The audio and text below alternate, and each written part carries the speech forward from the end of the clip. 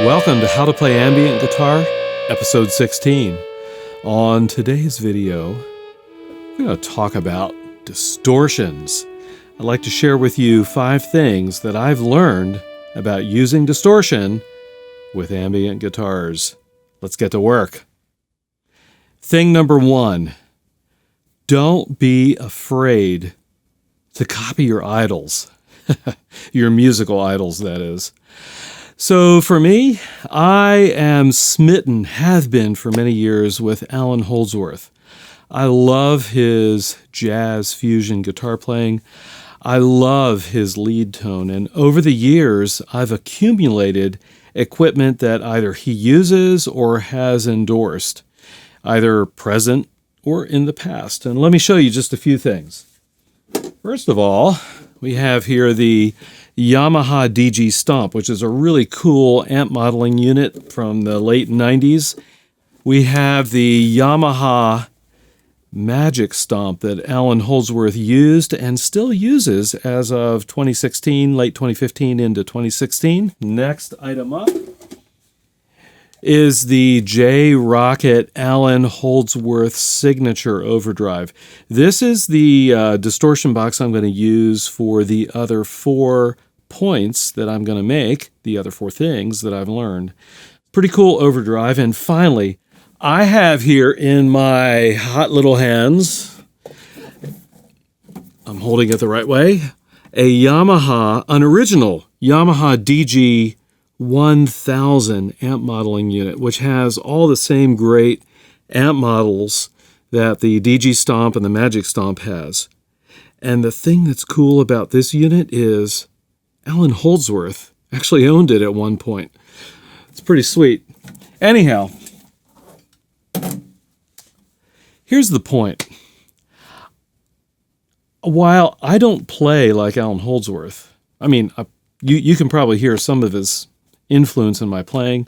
I'm not awesome like he is or anything like that.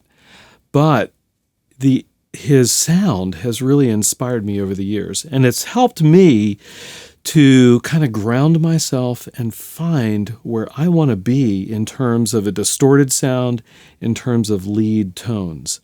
And whoever your idol is, whoever you love to listen to, what a great way to kind of get a feel for how to get a good lead tone. Thing number 2, you probably need less distortion than you think you need. Now, what do I mean by that? Well, when I've been guilty before of getting a distortion box and just cranking the gain all the way up. And what I have found over the years is that when you do that, you don't end up with a more exciting sound, you end up with a more muddy sound. And let me show you what I mean. So here's what I think is a pretty nice distorted sound. I've got a little reverb on it, but a nice distorted sound without too much gain. So here we go.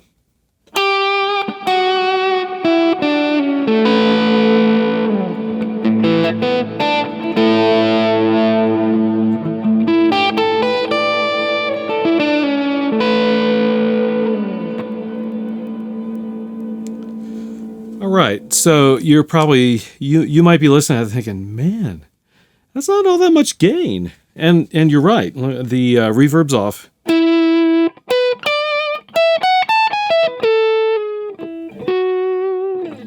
Okay, let me turn the gain all the way up. Okay, gain, and this particular pedal also has a boost. Here we go.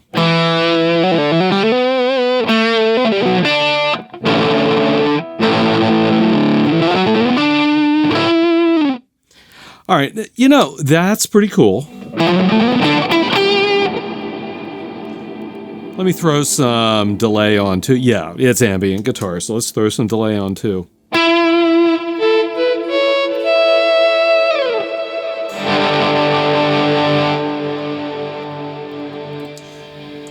All right, yeah, that's pretty sweet. However, let me bring that gain back down.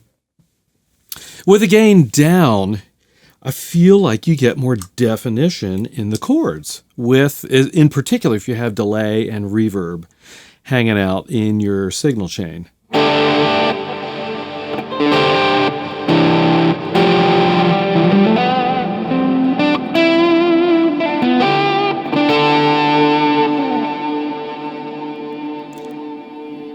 In particular, if you're recording and you've got a lot of layers of stuff going on, if you've got a really nasty, gainy guitar kind of tone, in particular, if you've got more than one track going, you can just muddy up the whole thing. So use a little less gain than you think you need, and it will clean up things and clarify your arrangement, your overall tone, probably a little more than you think it will. Thing number 3, consider using a compressor for more sustain. So in thing number 2, I talked about not having quite as much gain, but maybe at certain points you need more sustain. So instead of pushing the gain staging in your distortion and the front end of your amp, consider adding just a little bit more compression into the front end of your distortion box. So let me show you what I mean. I've got a compressor going into my distortion box. So if I play the distortion, let me go ahead and play the distortion just by itself. No reverb, no delay. Here we go.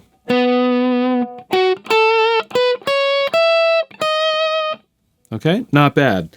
But if I kick in a little bit of compression, check this out.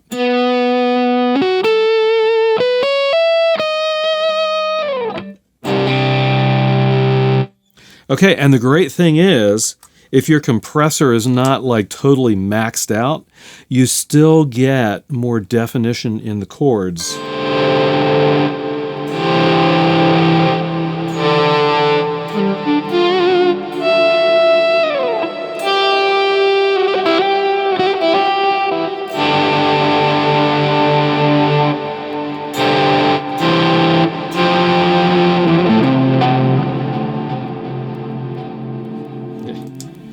Yeah, sorry about that note there.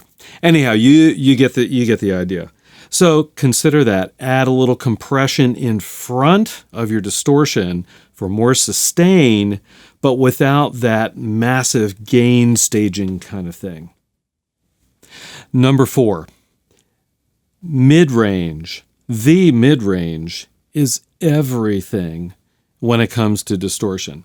All right, so if you're of a particular age range, unfortunately I'm not. Look at my beard. You can tell I'm not. You might really enjoy heavier types of music with the scooped mid type of thing. And that's way cool. I'm not bad-mouthing that at all. But it's a really different sound than the non-scooped mid kind of distortion tone, which is actually more what I go for.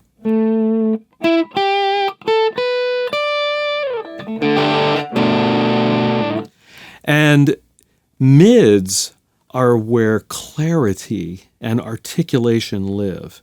So I'm not trying to say don't use scooped mid-range, not at all, because it has its place. And in the right context, it sounds awesome. However, keep in mind the mids as you're composing a song, as you're arranging your music, as you're recording your music. And think about where the mids are in your distorted tone. Let me add some delay here.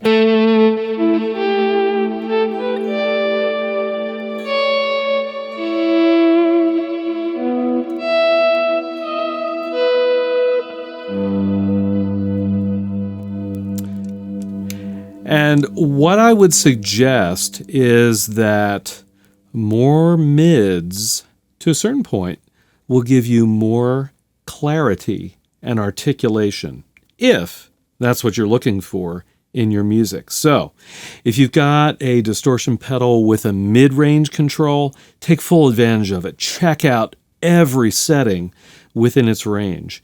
If you don't have mid-range control on the distortion, work with a combination of your distortion box and your amp to dial up a mid-range tone that really complements and cuts through in the music that you're creating.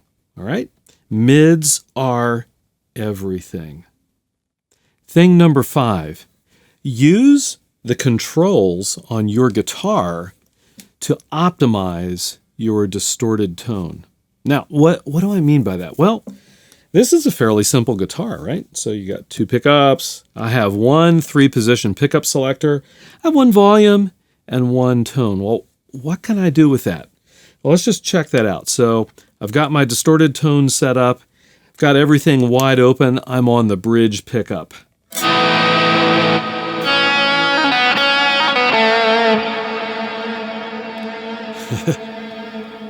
It's kind of nasty, isn't it? Let's check out both pickups.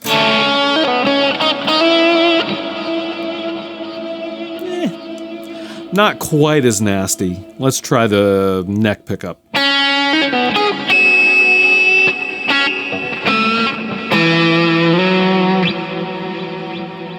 Yeah, all right.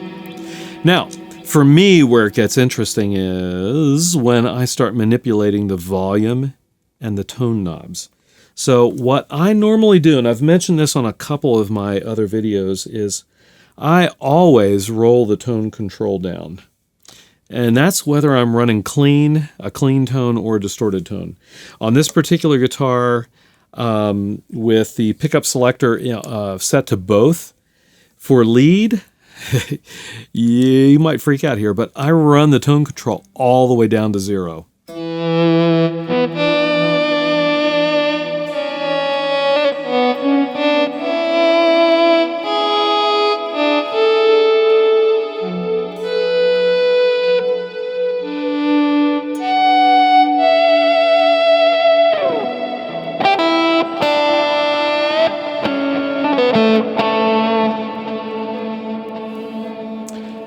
Pretty sweet, isn't it? Well, maybe, I don't know what you think, but I like it. Anyhow, if I run my bridge pickup, I'll typically run the tone control about 2 to 3.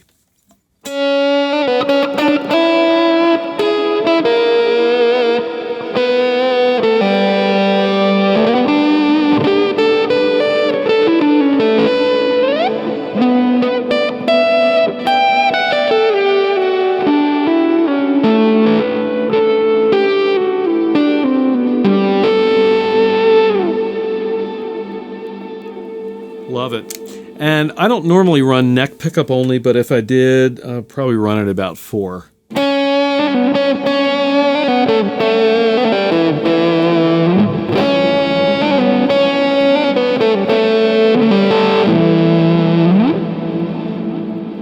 Not bad.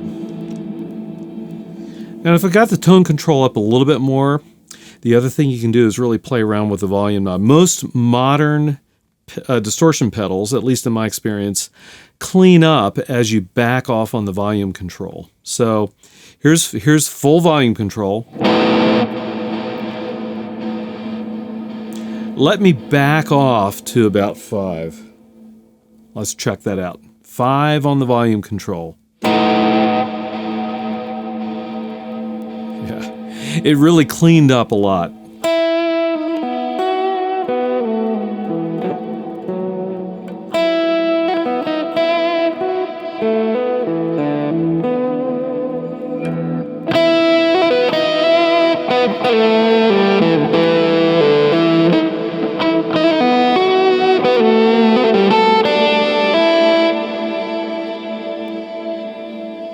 All the way down to 3.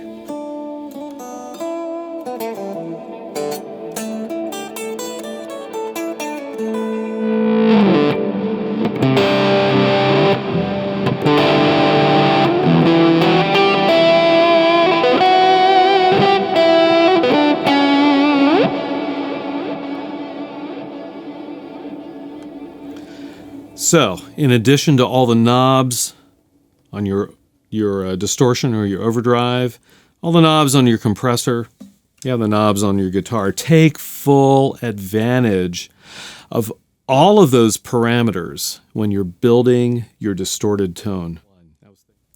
Well, there you have it. 5 things I've learned about using distortion in the context of ambient guitar. I'd love to hear about your experiences.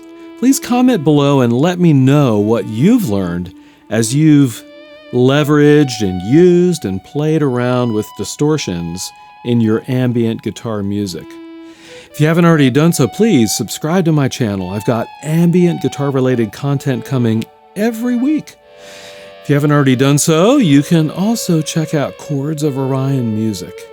And as always, I'll see all of you on the next video.